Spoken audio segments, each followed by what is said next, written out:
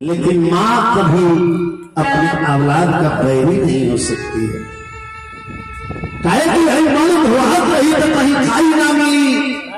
दुनिया में सब कुछ मिली, बाकी बाप माई ना मिली।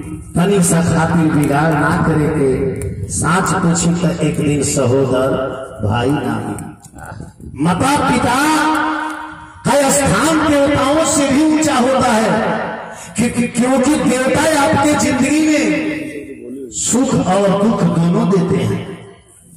देवता आपके जिंदगी में सुख और दुख दोनों देते हैं, लेकिन माता पिता तो अपने औलाद की जिंदगी में सिर्फ सुख देने का प्रयास करते हैं, दुख देने का कदापि प्रयास नहीं करते।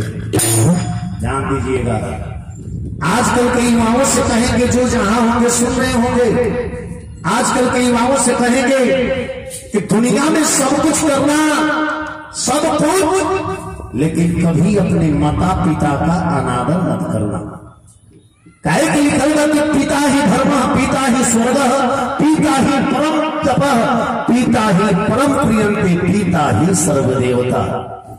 पिता ही सर्व है।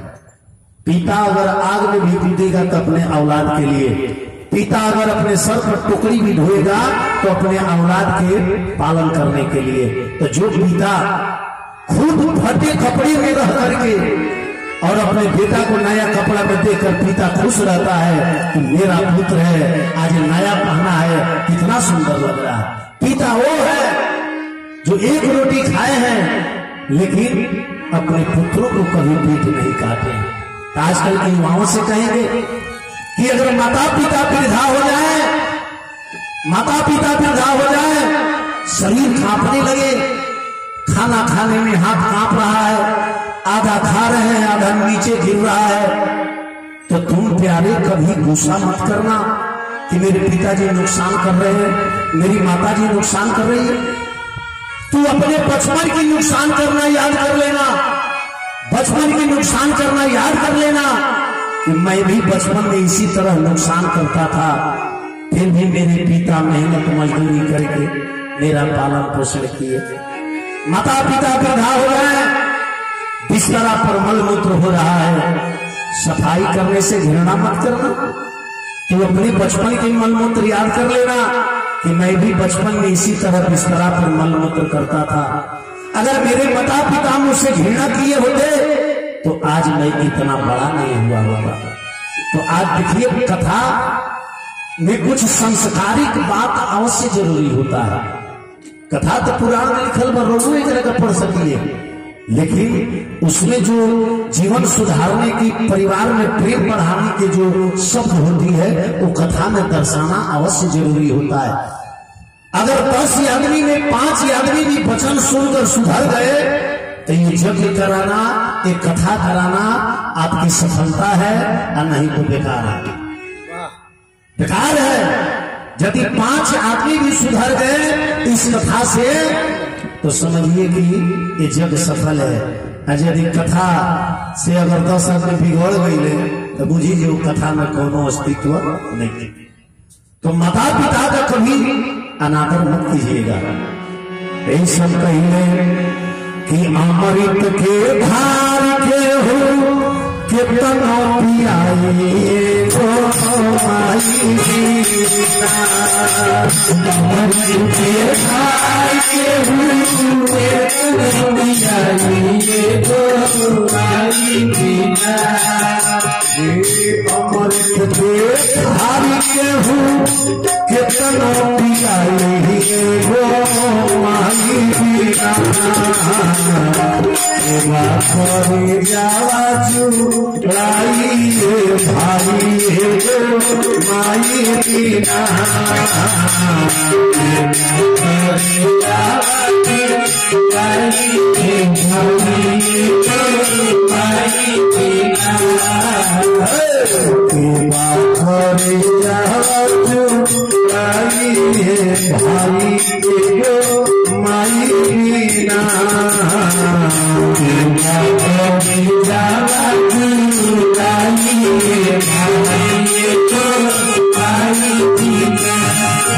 एक माँ अपने औलाद को जन्म देने के लिए कितना कष्ट सहती है।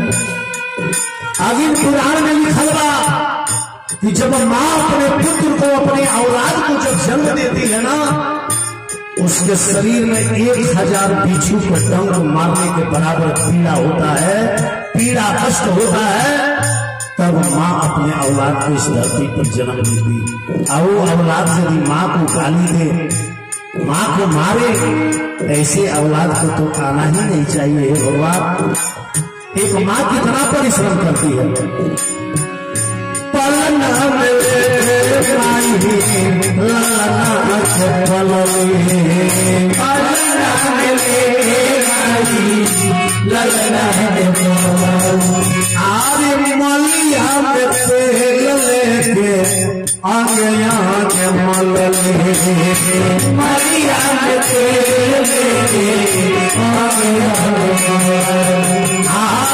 पलना लेके माई ललना के पलनी, मलिया में तेल लेके आगे आगे मलनी।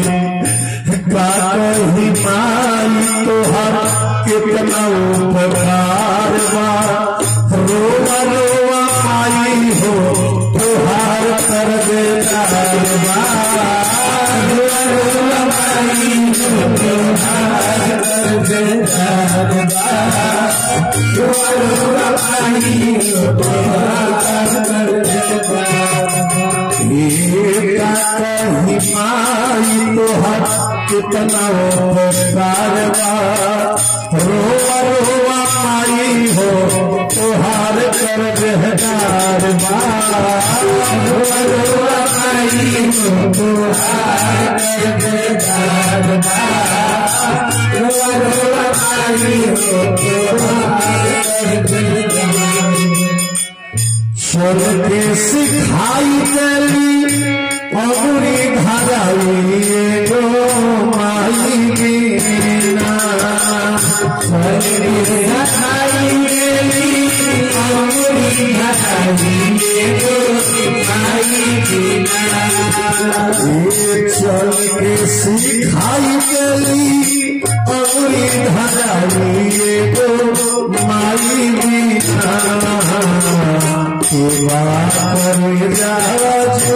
राई रे भाई है माई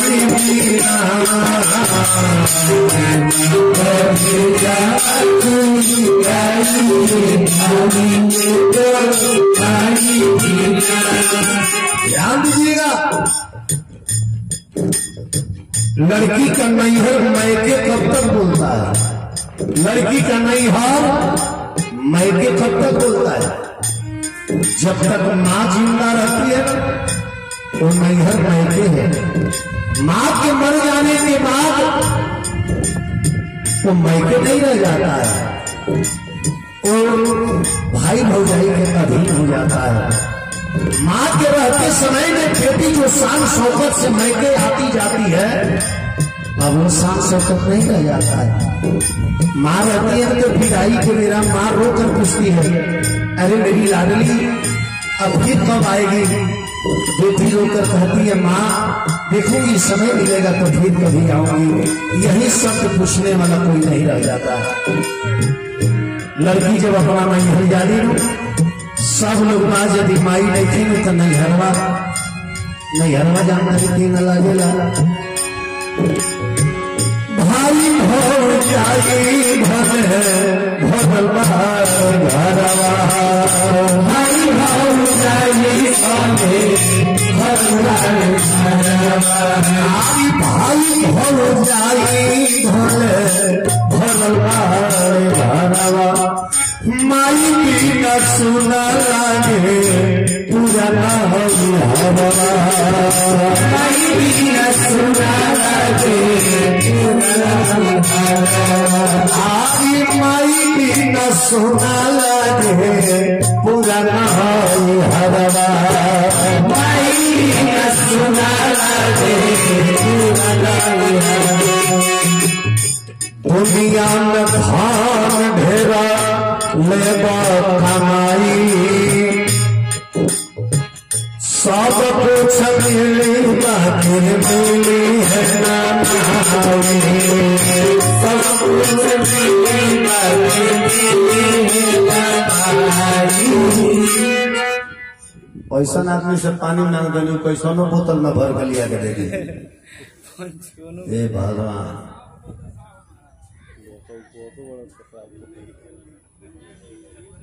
चल बाबा बड़े काजन प्रभु बुद्धि दहर परमात्मा काजन बुद्धि आरे चुनरी लगा के चमचो बाबा बने महात्मा चुनरी लगा के चमचो बने महात्मा कोई सुनो जे बोतल नदी है पनिया पियाई भैली आई भी कोई सुनो पनिया पियाई आई पनिया लिया है न तो जिलेबी जला बनावे तो 2 गो जिलेबी हरवा फेंकल है चूल्हा तर गोल लगेले तब मोहब मतले के आयर कवनो मिठाई पानी पियाई के मतले के आयर कवनो मिठाई पानी पियाई के हो तो भगत बनली बड़काई भाई काली माई के